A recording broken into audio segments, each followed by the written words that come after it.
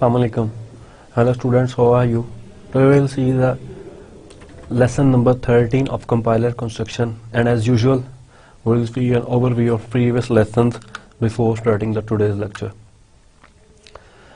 An NFA accepts a string if the symbols of the string specify a path from the start to an accepting state. तो ये एक बड़ी generic सी चीज़ है जो हम पहले भी कई दफ़ा इसको देख चुके हैं। तो कि NFA एक्सेप्ट एक स्ट्रिंग तब ही करेगा, ये तब ही डिक्लेयर करेगा कि this string matches the pattern of the desired NFA, कि जब वो उसकी स्टार्ट स्टेट से लेके एंड स्टेट तक कोई ना कोई पाथ डिफाइन करते, मींस के उसकी जो पैटर्न मैचिंग है वो स्टार्ट हो स्टार्ट स्टेट से एंड एंड हो फाइनल स्टेट पे, और कोई स्टेट्स का पाथ जो है वो वहां तक उसको लेके जा रहा हो। सो इट मीन्स कि वो स्ट्रिंग एक्सेप्ट हो चुकी है। These symbols may specify several paths। अच्छा, सेकंड थिंग यहां तक कि ये एक पाथ है, ये हो सकता है दूसरा पाथ हो, ये हो सकता है कोई तीसरा पाथ हो जो किसी इंटरमीडिएट नोड पे जा रहा है और यहाँ एंड हो रहा है, ये हो सकता है कोई चौथा पार्ट हो जो एक नोड पे जा रहा है और वहां एंड हो रहा है। But so these symbols may specify several paths, some of which leads to the final state and some may not। तो इसमें से हमने देखा कि दो पाथ्स जो हैं वो फाइनल स्टेट्स पे जा रहे हैं, बाकी नहीं जा रहे। In such a case, the NFA does accept the string one successful path is enough for that purpose in declaring the string is successfully matched। So अगर हमें कोई एक भी स्ट्रिंग, कोई एक भी पाथ, एक पाथ भी अगर हमें मिल जाता है from start to the final state, तो हम डिक्लेयर कर देंगे स्ट्रिंग मैच हो गई। अगर कोई इसमें नल लेबल्ड एज मिल रहा है तो वो उस एज को हम as a free edge use करेंगे, मीन्स कि उस एज से हम कहीं पे भी मूव कर सकते हैं। फॉर एग्जाम्पल ये मेरे पास एक है और ये मेरे पास फाइनल स्टेट है, ठीक। जो मेरा मैचिंग पैटर्न था वो मुझे यहां तक ले आया। अब फाइनल स्टेट तक जाने के लिए सिर्फ नल ट्रांजिशन है, तो इस केस में ये स्ट्रिंग मैच हो रही है बिकॉज इसको हम as a free edge use कर सकते हैं इस लास्ट लाइन। बट ये it is only possible in the case of NFA, जिसको हम यहाँ पे थोड़ा सा डिस्कस कर रहे हैं। DFA is a special case of NFA where, यहाँ पे दो रिस्ट्रिक्शंस हैं DFA के अंदर, जो कि NFA ही है लेकिन उसका एक स्पेशल केस है। मींस कि NFA it's NFA and it's DFA, जो इसका ही एक पार्ट है and special case of NFA। दो इसमें चीजें हैं। फर्स्ट, इसमें कोई नल ट्रांजिशन नहीं होती, मीन्स के there is no transition move which moves on null। Second, for each state S and input symbol A there is exactly one edge out of S labeled A। Means के DFA के अंदर एक state से सिर्फ एक label के लिए एक ही एज आउट हो सकता है, ये नहीं है कि डिफरेंट एजेस आउट हो रहे हैं फॉर सिंगल लेबल। NFA के अंदर ये दोनों चीजें पॉसिबल हैं। Then we saw an algorithm for converting RE to an NFA। इस एल्गोरिथम जो है that is syntax directed, so it works recursively up the parse tree for the regular expression. इसकी हमने प्रैक्टिकल डेमोन्स्ट्रेशन भी देखी थी last lecture में, जब हमने एक RE को NFA के अंदर कन्वर्ट किया था। So for each sub expression the algorithm constructs an NFA with a single accepting state। हमने जितने भी सब एक्सप्रेशन देखे थे, जो सब एक्सप्रेशन थे उन तमाम की जो फाइनल स्टेट थी वो एक ही बनती जा रही थी आहिस्ता आहिस्ता, क्योंकि जब हम किसी को मर्ज करते थे उसकी फाइनल स्टेट 8 और जिनको हम मर्ज कर रहे थे उनकी भी फाइनल स्टेट एक ही थी। सो इस एल्गोरिदम की इनपुट जो है वो बेसिकली आर है, जो कि रेगुलर एक्सप्रेशन ओवर अल्फाबेट जो भी इस सिग्मा में आ रही है, यानी कि जितने भी वो सेट ऑफ अल्फाबेट्स हैं उसमें, और output is an NF that accepts the same language as of R, क्योंकि उसी लैंग्वेज को एक्सेप्ट कर रहा है जो आर है। अब एनएफए की दो तीन प्रॉपर्टीज हम ऑलरेडी देख चुके हैं कि इसमें नल ट्रांजिशन होती हैं, इसमें एक स्टेट से एक लेबल के लिए डिफरेंट मूव जा सकती हैं, दैट इज एन एनएफए। और हम नल ट्रांजिशन पे कहीं पे भी फ्रीली मूव कर सकते हैं, उसमें हमें कोई रिस्ट्रिक्शन नहीं है। और एनएफए के अंदर अगर हमें एक भी पाथ मिल जाता है from start state to end state, तो that means pattern is matched. अब हम इस एल्गोरिथम के मेथड की तरफ आते हैं, उसको रिव्यू करते हैं कि वो क्या था। तो हमने स्टार्ट किया था पार्सिंग से, एक पार्स ट्री को पार्स करने से स्टार्ट किया था। The rules for constructing NFA consist of basis rules, जो कि उन तमाम सब एक्सप्रेशंस को हैंडल करते हैं जिसके अंदर कोई ऑपरेटर इन्वॉल्व नहीं है। अब वो सब एक्सप्रेशन नल भी हो सकता है, वो सब एक्सप्रेशन जो है कोई सिंगल अल्फाबेट भी हो सकता है जिसके अंदर कोई ऑपरेटर मौजूद हो। और ऑपरेटर जो है वो हमारे पास मोस्टली तीन ऑपरेटर्स हैं जिनको हम यूज करते हैं। First is union, second is concatenation,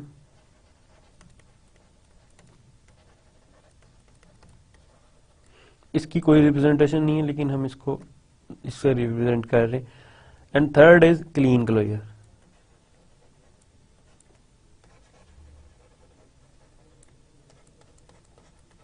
तो ये तीन ऑपरेटर्स हैं जिसको हम डिस्कस कर रहे हैं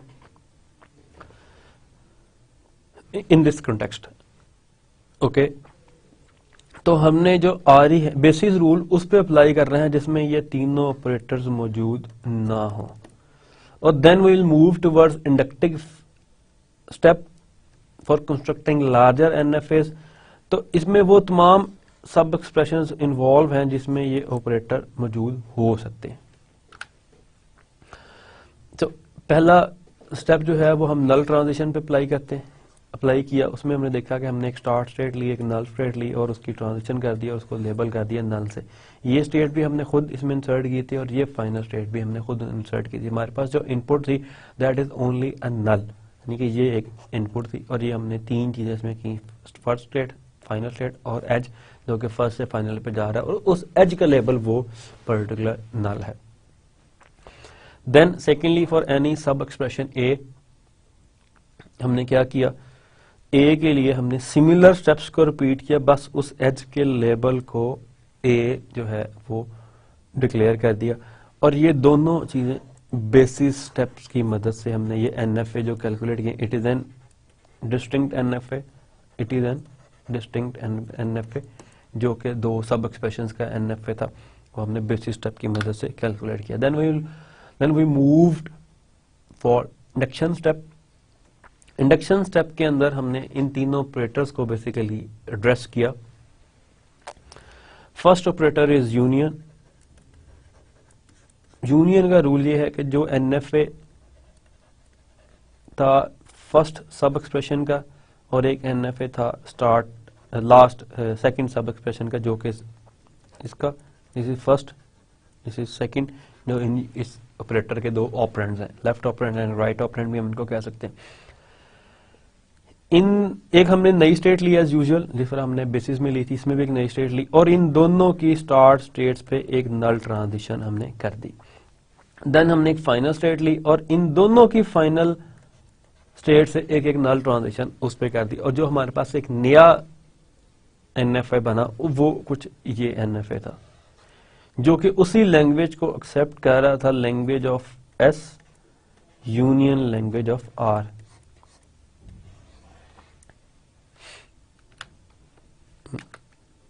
इट्स टी, तो उस लैंग्वेज को एक्सेप्ट कर रहा था जो लैंग्वेज ऑफ एस और लैंग्वेज ऑफ टी थी। देन हमने सेम ऑपरेशन रिपीट किया हमने जो ऑपरेंड के लिए, दैट इज कॉन्कैटिनेशन।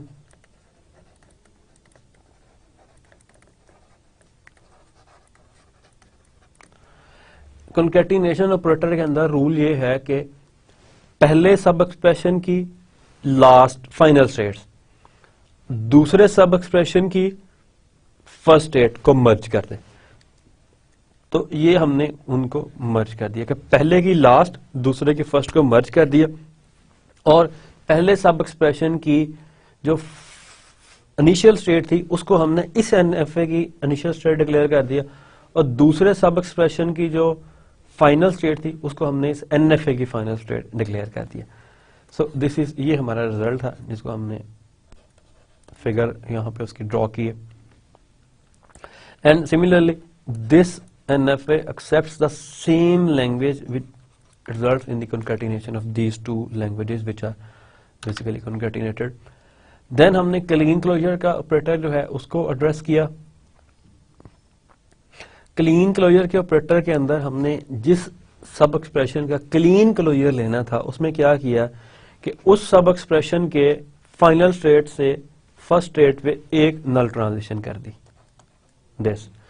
देन हमने एक इनिशियल स्टेट ली और एक फाइनल स्टेट खुद से इंसर्ट की, और इनिशियल स्टेट जो हमने इंसर्टेड इनिशियल स्टेट थी उससे एक नल ट्रांजिशन जो एग्जिस्टिंग इनिशियल स्टेट थी वहां तक कर दी। एंड सिमिलरली जो एग्जिस्टिंग फाइनल स्टेट थी वहां से एक नल ट्रांजिशन जो हमने एक न्यूली उसमें एक इंडल्ज की है, उसके अंदर जो एक इंसर्ट की है फाइनल स्टेट उसके ऊपर मूव कर दी, और जो न्यूली फाइनल स्टेट है और इनिशियल स्टेट से हमने एक नल ट्रांजिशन उस पर कर दी जो न्यूली फाइनल स्टेट है। तो बेसिकली हमने क्या किया कि ये हमारे पास ओल्ड एनएफए था, इसके फाइनल से स्टार्ट पे एक नल, दो नई स्टेट्स इंसर्ट की, उससे एक नल ट्रांजिशन इस पे, और नई स्टेट के स्टार्ट से पुराने के स्टार्ट पे, नई स्टेट के फाइनल से नए फाइनल स्टेट पे, पुरानी के फाइनल से नई फाइनल स्टेट पे हमने एक नल ट्रांजिशन कर दिया और इसको फाइनल स्टेट डिक्लेयर कर दिया और इसको स्टार्ट स्टेट।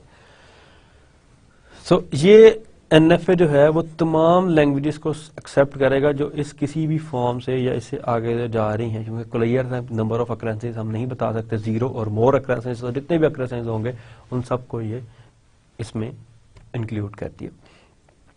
देन फाइनली जिस एक्सप्रेशन के इर्द गिर्द पैरेंथेसिस थी तो उसकी लैंग्वेज और सेम है, सिर्फ पैरेंथेसिस को हम जो है वो इवेट कर देते हैं, यानी कि उसको निकाल देते हैं, उसको इग्नोर कर देते हैं, उसका कोई उसमें इम्पैक्ट नहीं पड़ता। तो ये 4 स्टेप्स थे, 4 ऑपरेशन थे जिनको हमने परफॉर्म किए इंडक्टिव के अंदर, और ये 2 थे जिनको हमने बेसिस के अंदर रखा। And this is our strategy to calculate the NFA from any RA. Now we'll move towards today's lesson. Today we'll see the design of a lexical analyzer, the structure of the generated analyzer. पहले हम उसको discuss करेंगे कि उसका structure क्या होगा। Then pattern matching based on NFA, pattern matching को थोड़ा देखेंगे कि जो एनएफए पे बेस कर रही होगी। Then DFA for lexical analyser, and then we will move towards the section where we try to optimize the DFA based pattern matches. तो जो हमारे पैटर्न मैचर्स DFA बेस्ड हैं उसको हम क्या करेंगे, ऑप्टिमाइज करने की कोशिश करेंगे। इसमें जो आज जिस चीज पे हम फोकस रखेंगे दैट इज हम इम्पोर्टेंट स्टेट्स ऑफ एनएफए उसको देखेंगे कि कौन सी इंपॉर्टेंट स्टेट्स हैं, उसको आइडेंटिफाई करने के उसके डिफरेंट स्टेप्स को देखेंगे कि किस तरह हमने कौन कौन से रूल्स हैं जिनको हम फॉलो करें तो हमें पता लग जाएगा कि इस एनएफए की ये स्टेट्स इंपॉर्टेंट हैं। So we'll starting by lexical analyzer design. Here we'll see the designing technique in generating a lexical analyzer. We'll discuss 2 approaches. First DFA based and second NFA based. So the program that serves as the lexical analyzer includes a fixed program that simulates an automata. जो automata है उसका जो भी बनेगा उसको simulate करता है, जो कि एक fixed program in lexical analyzer. Rest of the lexical analyzer consists of a component that are created from the legs program itself. legs part जो उसको lexically analyze करता है। Second thing वो सिर्फ उस FA को automated को जो है वो simulate करता है।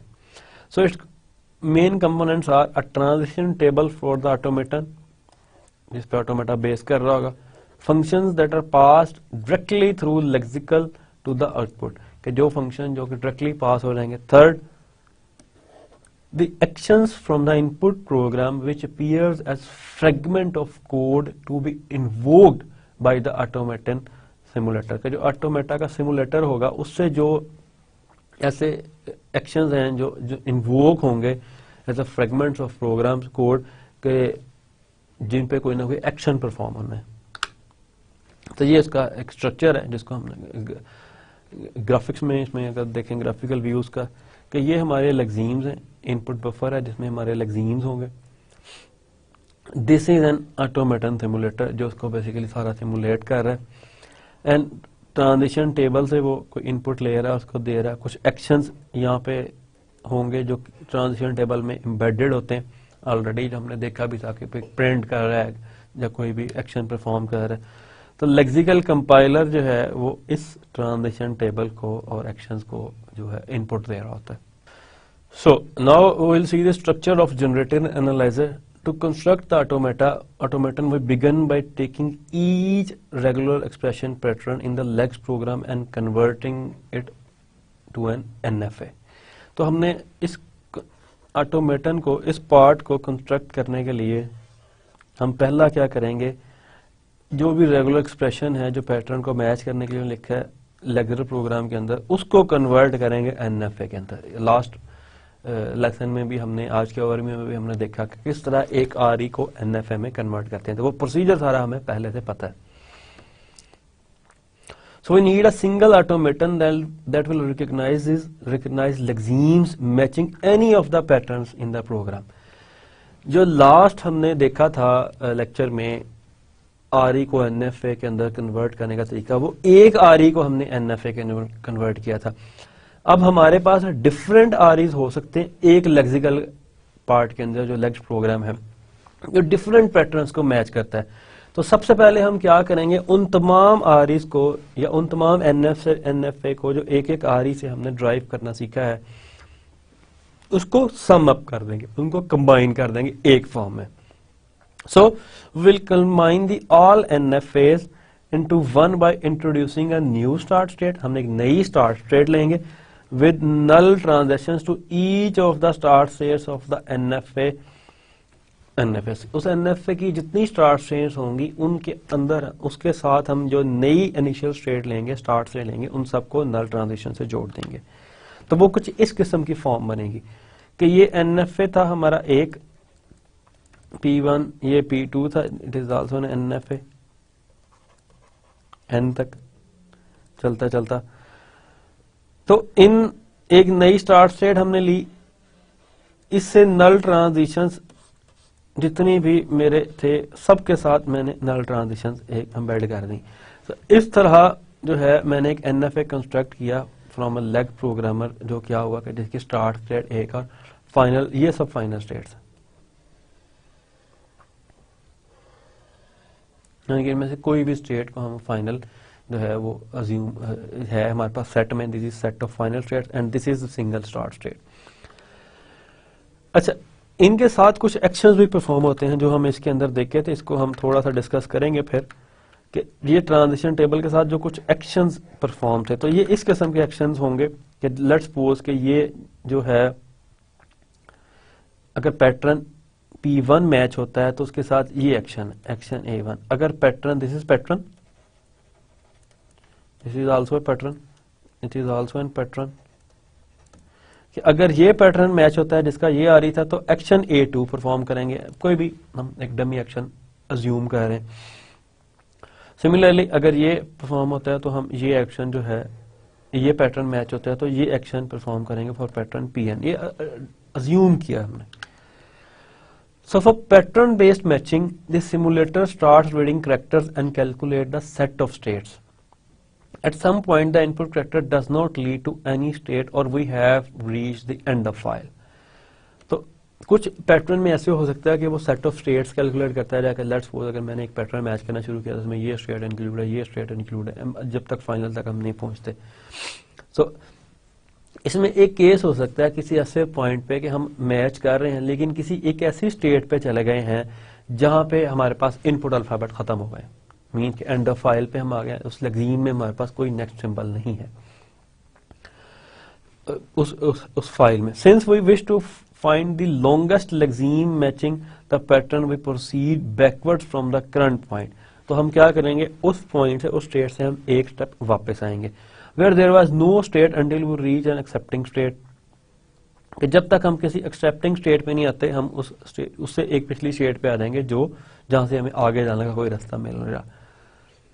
Each accepting an state correspond to a matched pattern, तो जो ऐसी एक्सेप्टिंग एन स्टेट होंगी जहां पे पैटर्न मैच हो रहा है तो उसको हम एन स्टेट में कंसिडर कर देंगे, डाल देंगे एक्सेप्टिंग स्टेट में। मींस के 5 स्टेट्स हो सकती हैं जहां पे पैटर्न मैच हो रहा है, 10 हो सकती हैं, 20 हो सकती हैं, क्योंकि जो हमने लास्ट लेक्चर में देखा वो सिर्फ एक आरी को देखा। अब हमारे पास नंबर ऑफ आरीज, एन आरीज, तो हमारे पास एन एक्सेप्टिंग स्टेट्स हो सकती हैं। The Lexel rule is that a lexeme matches multiple patterns. We choose the pattern listed first in the lecture program, in the lex program. Means कि ये भी हो सकता है कि एक सिनेरियो है कि मेरे पास ABB एक है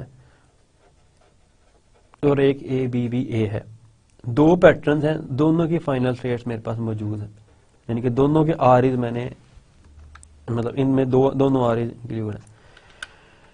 तो जब वो मैच करेगा तो वो इसको भी मैच कर सकता है और इसको भी मैच कर सकता है। हमारा काम जो है वो लॉन्गेस्ट एक्सीम को मैच करना है, इसीलिए हम यहां तक जाएंगे और इससे अगले कैरेक्टर को भी रीड करेंगे लुक अहेड के जरिए, और जब वो मैच नहीं होगा तो फिर हम वापस आएंगे इस पे और इसको देखेंगे कि ये मैच हो चुका है। अगर ये मैच हो चुका है तो फिर हम इसको डिक्लेयर करेंगे, अगर ये भी नहीं है तो फिर हम इसको, क्योंकि अगर लेट्स सपोज इसकी जो प्रैक्टिकल एग्जांपल है वो ये है, यहाँ पे लेट्स सपोज कि मैंने जो आइडेंटिफायर था वो लिखा था ABC D, और एक आइडेंटिफायर एक डिफाइन किया था ABC। ये दोनों सेपरेट हैं, इन दोनों के पैटर्न भी डिफरेंट है। अगर मैं इस चीज का ख्याल नहीं रखता कि जो मैंने मल्टीपल पैटर्न में जो पहला आया है उसको करना है, या मैं लॉन्गेस्ट लेक्सीम को सर्च नहीं करता, तो प्रॉब्लम ये होगी कि जब मैं इसको लेक्सीम में कन्वर्ट करूंगा पैटर्न से मैच करने से पहले, बाद में कि मेरे पास कौन सी लेक्सीम बनेगी, तो मैं इसको कर दूंगा ABC, ये पैटर्न मैच हो गया, मैं डिक्लेयर कर दूंगा कि ये वेरिएबल है, नेक्स्ट को मैं देखूंगा ही नहीं। और जब मैं इसको मैच करने की बारी आएगी तो मैं तब अगेन यही डिक्लेयर कर दूंगा, जो कि एक सेमेंटिकली गलत चीज है। तो इसलिए हम सबसे पहले लॉन्गेस्ट लेक्सीम को कंसिडर करेंगे, उसको मैच करेंगे, अगर वो मैच नहीं हो रही तब हम एक स्टेप वापस आके उससे शॉर्टर को देखेंगे। So let's consider 3 patterns and their associated actions and consider processing the input AABA। तो अब हम एक इसी तरह की एग्जांपल ले रहे हैं जिसमें जो हमारे पास पैटर्न्स हैं वो एक पहला पैटर्न A है, दूसरा पैटर्न ABB है, मीन्स ये इसमें इन तीनों में जो A है वो R है, and then A asterisk B plus, ये थर्ड एक्शन है जो हम परफॉर्म करेंगे। जो एक्शन एसोसिएटेड है इनके साथ वो A1 A2 एंड A3 है। इन तीनों के NFAs भी डिफरेंट है। जो हमने NFA बनाना किस तरह आरी से वो हम लास्ट लेक्चर में देख सकेंगे। एक NFA को आरी से किस तरह बनाना है वो ये बन गया, दूसरे रेगुलर एक्सप्रेशन का आरी ये है, तीसरे रेगुलर एक्सप्रेशन का जो आरी था उसका NFA ये है, फर्स्ट का, सेकंड का एंड थर्ड का। ये एक्सेप्ट कर रहा है सिंगल A, ये एक्सेप्ट कर रहा है ABB, ये एक्सेप्ट कर रहा है A स्टेरिक B प्लस को। तो इन तीनों के ये NFAs हैं जो हमने ये बिल्ड किस तरह करने, ये हम लास्ट लेक्चर में दे चुके थे कि एक आरी से NFA किस तरह बनाना है।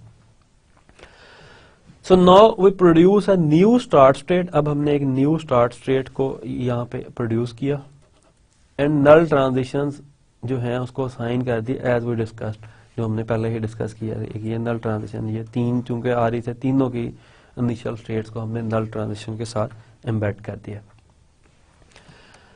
So we start at the null closure of the start state which is 0 1 3 7। तो जो नल स्टेट की जो हमने एक मूव देखी है, बेसिकली मूव S0, जो कि ये स्टार्ट स्टेट नल के लिए इसकी जितनी ट्रांजिशन है वो कौन सी हैं, that is it is clear from the figure 0 itself, 1 3 and 7। तो हमने यही चीजें यहाँ पे कैलकुलेट की हुई हैं। The first A takes us to 247। तो ये हमने देखा था लास्ट प्रीवियस लेक्चर्स में कि किस तरह हमने उसको एनएफए को डीएफए में कन्वर्ट करना है, तो उसमें हमने ये मूव सारी कैलकुलेट की थी। अब मैंने बेसिकली जो स्टेप परफॉर्म किया है that is move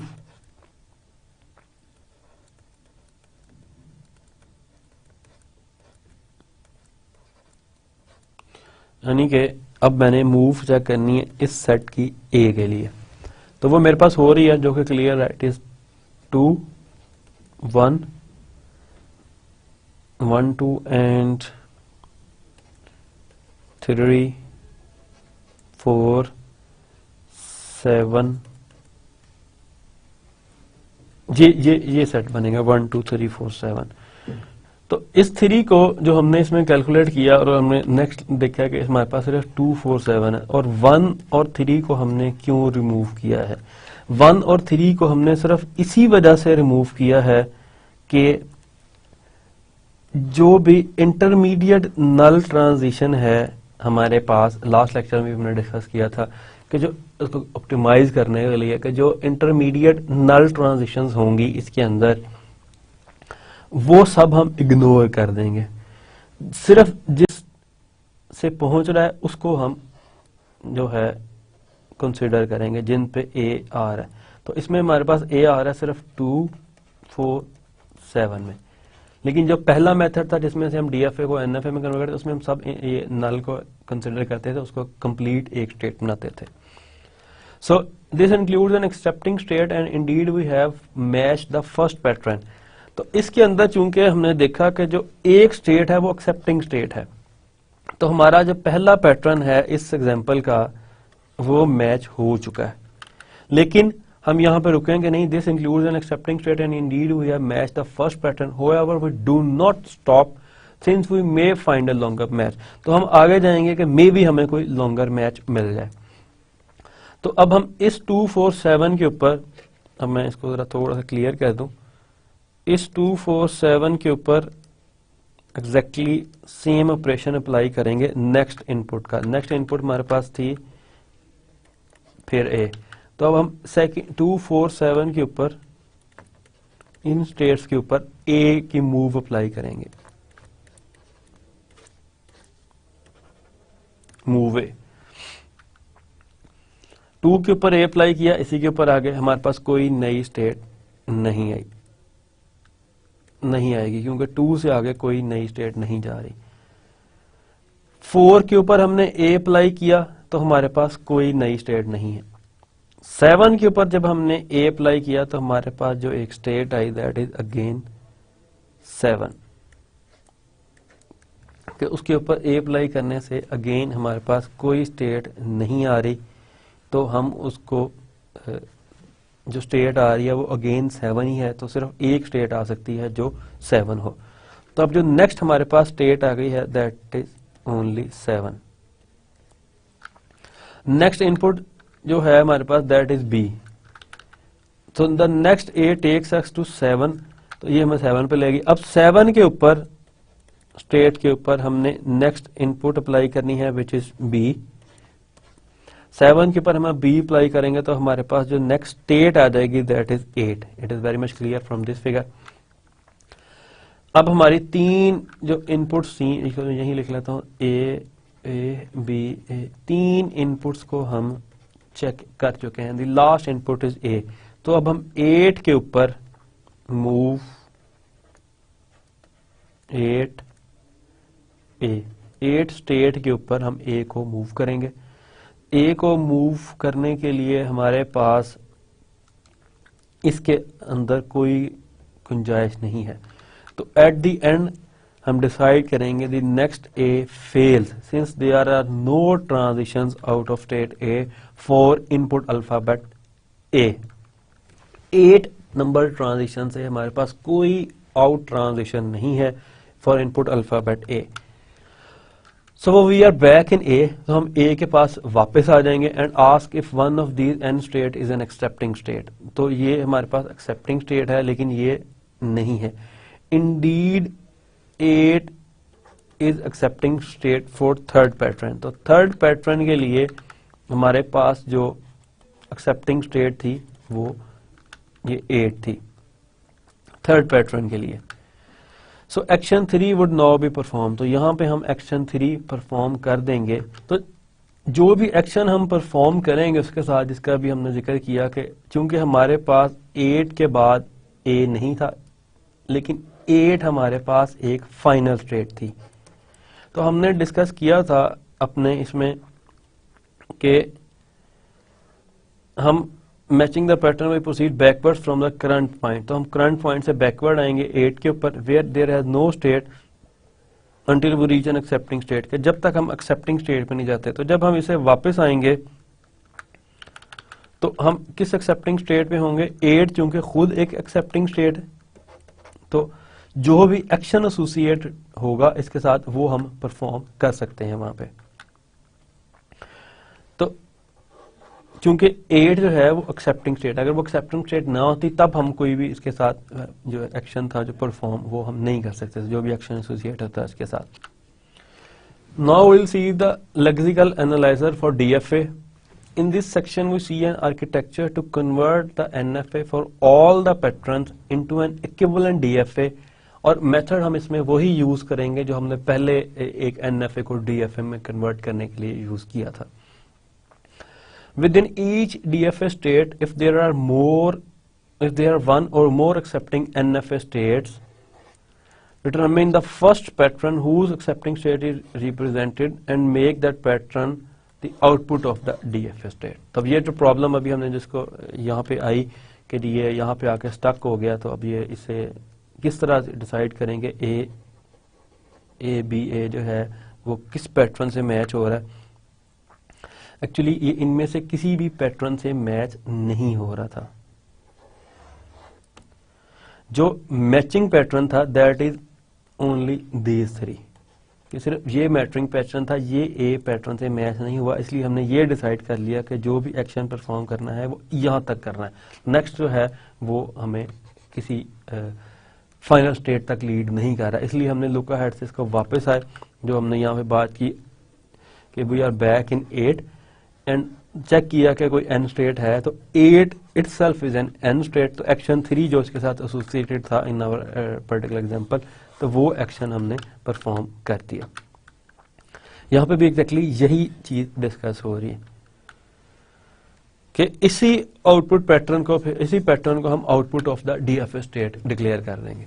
a transition graph for the DFA handling the patterns A double B and A asterisk B plus is constructed by the subsets construction from the NFA. तो ये जो हमने एक चीज आप पूरे का पूरा ग्राफ यहाँ पे लिखा है, इसको हमने जो कंस्ट्रक्ट किया है वो उसी कंस्ट्रक्शन के मेथड को यूज करके जो हमने लास्ट लेक्चर में देखा था कि किस तरह हमने उसको एनएफए को डीएफए के अंदर कन्वर्ट किया, और देन हमने उसकी तमाम जो चीजें थी उसको स्टडी की है किस तरह हमने उसको कन्वर्जन करनी है। तो ये बेसिकली इन तीनों पैटर्न्स को हमने इसी तरह कन्वर्ट किया। जो एनएफए हमारे पास ये बना हुआ था, इस एनएफए को हमने, इसको मैं जरा क्लियर कर दूं, इस एनएफए को हमने कन्वर्ट किया है डीएफए में यूजिंग द सिमिलर मेथड जो हमने ऑलरेडी स्टडी कर चुके हैं, और उसकी आउटपुट हमारे पास ये आया ट्रांजिशन ग्राफ जो है, इसमें कोई नल की ट्रांजिशन नहीं है, जो कि एक डीएफए, क्योंकि उसमें कोई नल ट्रांजिशन नहीं। और इसमें सेकंड डीएफए की प्रॉपर्टी थी कि उसमें एक स्टेट से एक अल्फाबेट के लिए एक ही आउटपुट होगी। तो हम चेक कर लेते हैं, चूंकि हमारे पास में सिर्फ लिमिटेड नंबर ऑफ स्टेट्स हैं, दैट आर 7 स्टेट्स, 1 2 3 4 5 6 स्टेट्स। तो इन 6 स्टेट से हम देख लेते हैं कि हमारे पास जो इनपुट अल्फाबेट हैं जो सेट उसका that is only A and B. तो हमारे पास हर स्टेट से एग्जैक्टली 2 ही आउटपुट होनी चाहिए। इसको मैं फर्स्ट स्टेट कह रहा हूं फिलहाल, 2 आउटपुट्स ए एंड बी और दोनों यूनिक हैं। देन ए और बी सिर्फ 2 आउटपुट्स हैं, ए और बी। देन इस स्टेट को, ये दूसरी स्टेट कंसिडर कर लेते हैं। देन थर्ड स्टेट को सिर्फ बी के लिए कोई डुप्लीकेशन नहीं है, ये भी सिर्फ बी के लिए, कोई डुप्लीकेशन नहीं है कि अभी बी की 2 जा रही हो। देन 8 से कोई भी आउटपुट नहीं जा रही, देन इट्स ओके। 7 से एक आउटपुट जा रही ए के लिए और एक आउटपुट जा रही बी के लिए, यानी कि हमने ये चेक करना है कि ए के लिए कहीं एक से ज्यादा आउटपुट तो नहीं जा रही, कम हो सकती है, ज्यादा नहीं। तो this is our DFA for lexical analyser के जो हमने एक उसमें देखा है। The accepting states are labeled by the pattern that is matched by the state। तो accepting state में वो पैटर्न मैच हो रहा है। लेट्स सपोज अगर मैं यहाँ, ये स्टार्ट स्टेट है, हमेशा यहीं से स्टार्ट करेंगे। फॉर पहले पैटर्न के लिए ए जाता है तो यहाँ पे ये फाइनल स्टेट इसको मिल जाती है, तो यही पैटर्न को वो आउटपुट डिक्लेयर कर देगा। इसको अपने जिस तरह में लास्ट डिस्कस किया, and make that pattern the output of the DFA state, कि इस वक्त इस पैटर्न के लिए जो आउटपुट होगा वो ए। देन हम अगर इसकी बात कर रहे हैं ए बी बी की, इससे मैच करना है तो A B and again B, तो सेकंड हमारा जो है ये पैटर्न बी बी हो जाएगा। थर्ड ए स्टेरिक मींस कि ए के नंबर ऑफ अक्रेंसेस। मैं इसकी एक एग्जांपल लेता हूं, 4A और B जो है उसकी भी नंबर लेकिन नल नहीं हो सकता, तो मैं ए की बी ले लेता हूं। तो मैंने 4A और एक B इसमें से ड्राइव करना है। फर्स्ट ए पैटर्न मैच करना है, ये वाला पैटर्न मैंने मैच करना है exactly. First A, then second A, then again A, again A and again A, 3A 2A हो गए से, and then B and this is the final state. ये क्लियर है इसके डबल सर्कल होने की वजह से कि ये एक फाइनल स्टेट है। So the accepting states are labeled by the pattern that is matched by the state. For instance, the state 6-8 has two accepting states corresponding to patterns A B B and A steric B plus। तो हमने देखा कि जो A B B का pattern था वो भी इस पे मैच हो रहा है और A steric B plus का पैटर्न भी इससे मैच हो रहा है। फॉर एग्जांपल अगर मैं लेता हूँ सिंगल A और 2B, तो A B and B, तो वो पैटर्न भी यहाँ पे मैच हो रहा है। Since the former is listed first, that is the pattern associating with state 6 and 8. In the diagram when there is no FA state possible, we do not show the edge। कि जहाँ पे कोई NFA की state नहीं है वहाँ पे हमने एज ही शो नहीं किया। For example, allow me to clear it first। For example कि 5 और 8 स्टेट से हमने A का एज शो नहीं किया, तो हम अपने NFA में देखते हैं कि उसमें जो 5 और 8 स्टेट थी उसमें से कोई A का एज तो नहीं जा रहा।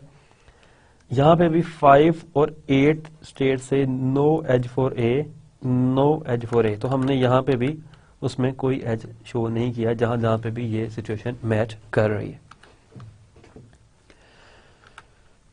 Technically, we should show these edges, all of which lead to the some dead state, called the dead state, and corresponds to the empty subsets of n states। तो इसको हम, इसका जो सोल्यूशन है वो ये है कि हम एक एंड स्टेट ले लेते हैं। मीन्स कि जिन जिनके अब आउटपुट्स कंप्लीट नहीं हैं उनके उसके इसके दो करेक्टर्स के लिए 2 आउटपुट्स, इसके दो करेक्टर्स के लिए 2 आउटपुट, इसकी एक करेक्टर के लिए तो जो इसका ए है वो हम डेड एंड पे डाल देंगे। This is known as dead and.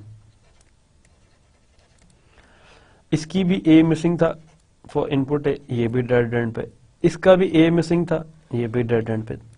इत्तेफाक से ए जो था वो कंप्लीट नहीं था किसी का, तो ये डेड एंड पे हमने डाल दी। अब जो हमारा ट्रांजिशन ग्राफ है DFA जो है वो कंप्लीट हो जाएगा कि हम अब इसमें हर स्टेट से जितने टोटल इनपुट अल्फाबेट्स हैं उनके लिए आउटपुट्स जा रही हैं और कोई नल ट्रांजिशन नहीं है और एक से ज्यादा नहीं जा रही। फॉर एग्जांपल कंप्लीट DFA को ए से 2 अल्फाबेट्स 2 आउटपुट्स,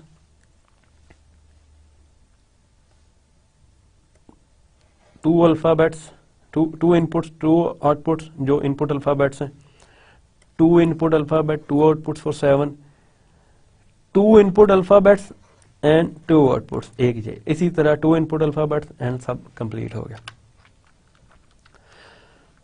और इस स्टेट्स को हम डेड स्टेट्स कहेंगे जिसका कोई फायदा नहीं, मतलब वो एरर में ही जाएगी, वो कोई फाइनल स्टेट नहीं होगी।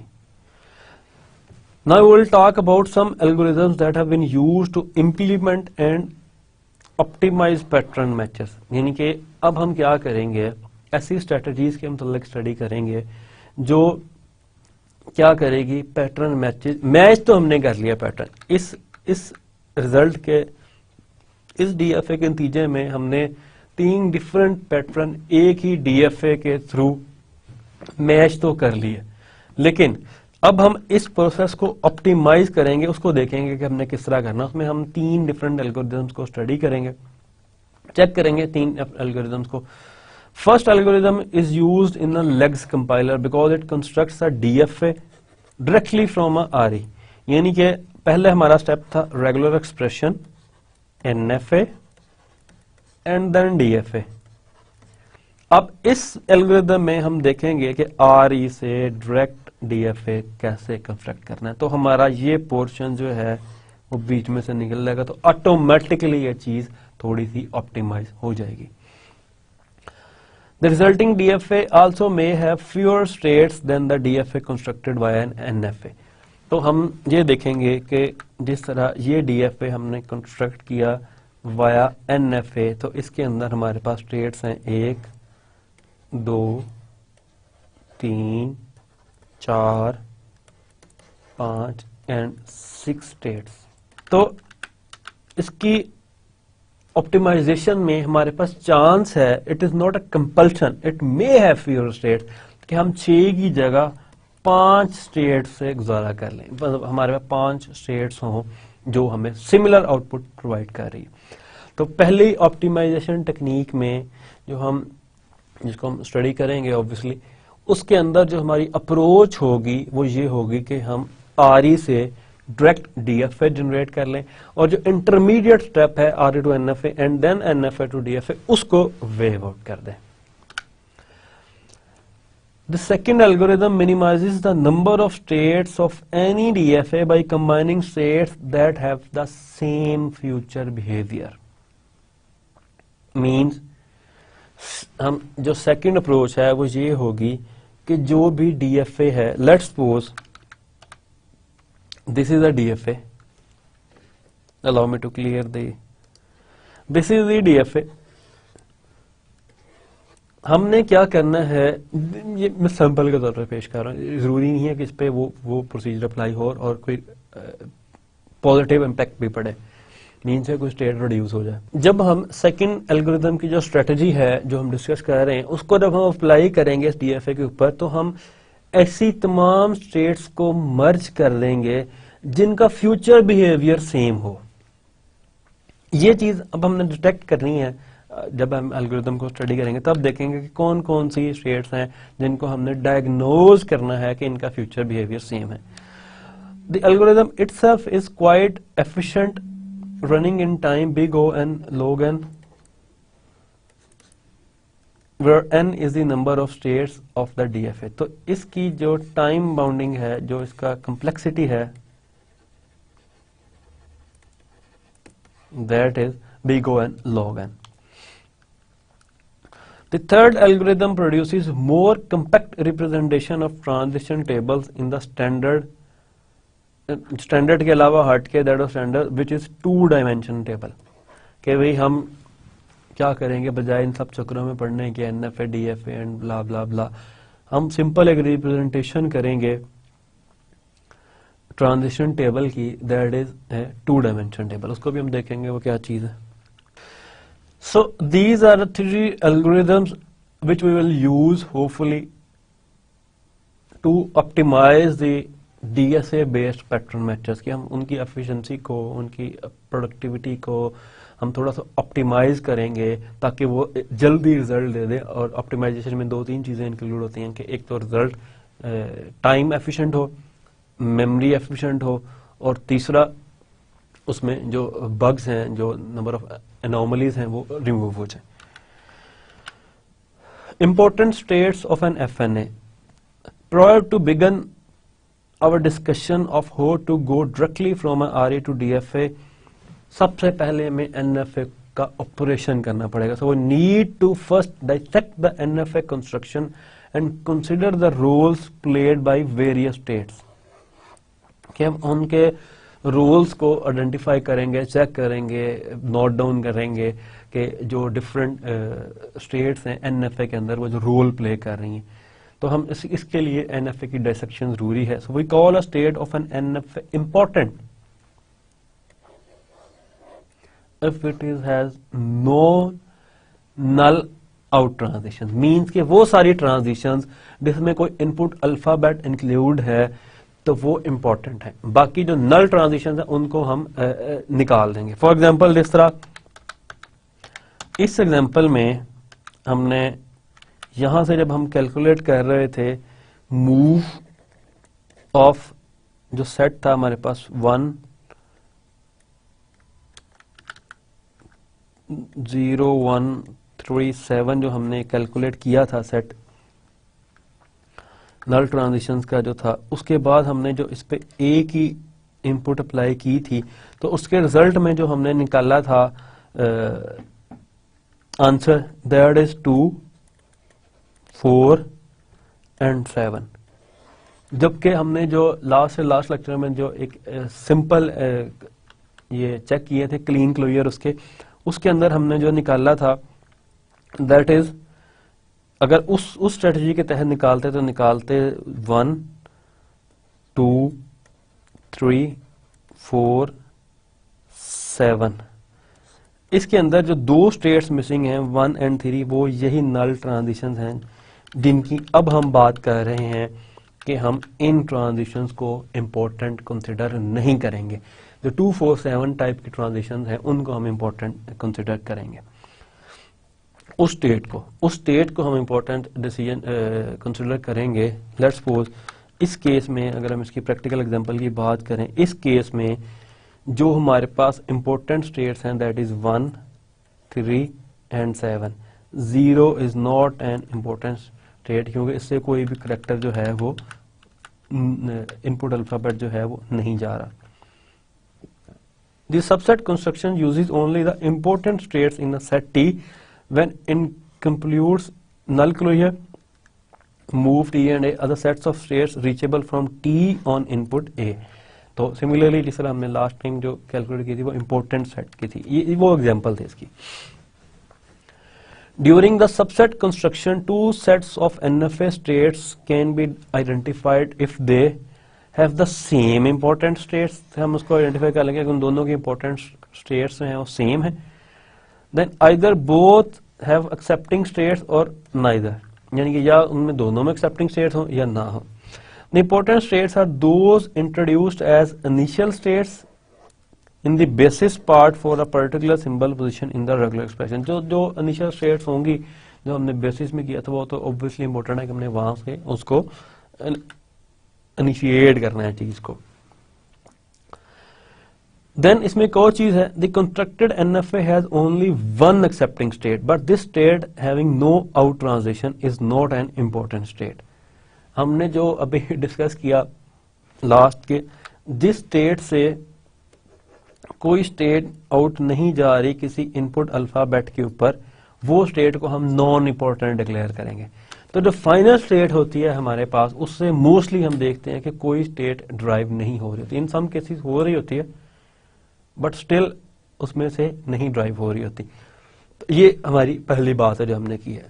सो by concatenating a unique right end marker, hashtag भी जिसको कहा जाता है, to a regular expression R we give the accepting state R a transition on hash. तो हम यहाँ पे एक छोटा सा ट्रिक खेलेंगे उसके साथ कि हमारी जो रेगुलर एक्सप्रेशन है जिसकी फाइनल स्टेट के साथ फाइनल स्टेट ओरिजिनल जो रेगुलर एक्सप्रेशन है उसकी फाइनल स्टेट से उसके जो पास्ट ट्री है उसकी फाइनल स्टेट से कोई आउट ट्रांजिशन नहीं हो रही, तो हम एक एंड मार्कर अटैच कर देंगे which is the hash sign, उसके साथ उसकी फाइनल स्टेट से एक आउट ट्रांजिशन कर देंगे जो हमारी एक न्यू फाइनल स्टेट बन जाएगी विच इज नॉट इंपॉर्टेंट, उसको हम डिक्लेयर कर देंगे। So we're giving the accepting state for R a transition on hash sign making it an important state for NFA for R। क्योंकि अगर हमने फाइनल स्टेट ही निकाल दी, इसको इंपॉर्टेंट डिक्लेयर ना किया तो वो हमारे लिए प्रॉब्लम होगी। लेकिन हम इस स्ट्रेटेजी को कंटिन्यू करना चाहते हैं तो हमने उस स्टेट को इंपॉर्टेंट बना दिया। जो फाइनल स्टेट है उससे कोई आउटेज नहीं जा रहा। अगर सभी आउटेज जा रहा हो over some input alphabet, so then it is already final. So the important states of the NFA correspond directly to the positions in the RE that holds symbol of the alphabet. तो final जो है हमारी ये one liner जो है कि the important states of NFA correspond directly to the positions in the RE that holds symbols of the alphabet. It is useful to present the regular expression by its syntax tree where the leaves correspond to operands and the interior nodes correspond to operators. ये हमने last lecture में भी हमने एक tree देखा था जिसमें हमने ये पार्स ट्री जिसके ऊपर हमने सारे ऑपरेशंस परफॉर्म किए थे. उस तरह के ट्री की जो रेगुलर एक्सप्रेशन की जो representation that type of parse tree it is really useful in our scenario. So an interior node is called, जो है हमारे इंटीरियर नोड्स हैं वो या तो कैट नोड हो सकता है, कंकैटिनेशन नोड, या और नोड हो सकता है, और स्टार नोड. उसमें भी ये तीनों नोड्स मौजूद थे. And if it is labelled by the concatenation operator, dot, union operator और स्टार ऑपरेटर रिस्पेक्टिवली. तो इस किस्म का ट्री था जिसमें जो लास्ट हमने ट्री देखा था उसमें ये इसकी रिप्रेजेंटेशन इस तरह थी. R1 था, R2 एंड R3, इस टाइप की कुछ उसके नाम थे. इसमें हमने उन सब चीजों को रिमूव कर दिया और एक एडिशनल चीज इसमें ऐड कर दी, that is an hash sign. तो अब ये जो हमारा ट्री है इसमें हमारा जो इंटीरियर नोड जितने हैं वो that are operators. This is concatenation operator,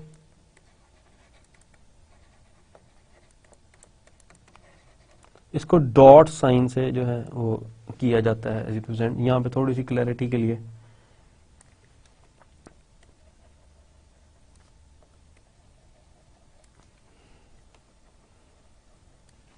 तो it is dot sign basically concatenation operator.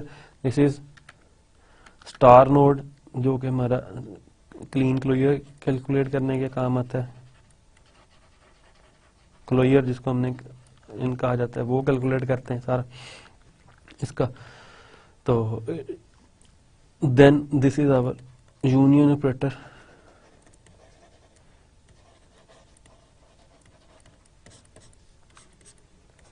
तो ये तीन ऑपरेटर्स जो हैं हमने उसको तमाम इंटरमीडिएट नोड्स की लेबल्स को इससे रिप्लेस कर दिया जहां जहां पे जो भी यूज हो रहा है. सो ये इस तरह हम जो है बेसिकली ये सारी चीजें जो थी important state of an NFA को हमने रिप्रेजेंट करने के लिए की कि जब तक हमारा जो सिंटैक्स ट्री बने उसमें कहीं पे वो नल ट्रांजिशन जो है वो कहीं रिफ्लेक्ट ना हो. एग्जैक्टली जो नोड्स और जो हमने उसको ऑपरेटर्स हैं और जो ऑपरेंड्स हैं उनके डायरेक्ट ऑपरेंड उसी की बात करें हम.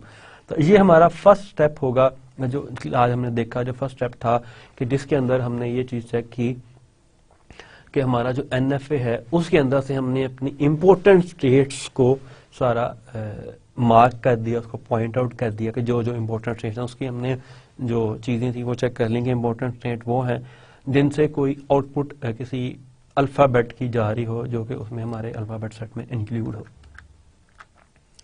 तो this is the first part of optimisation. In the next lecture we will hopefully see the direct conversion of RE to DFA. So this is all for today. Thank you guys. Have fun.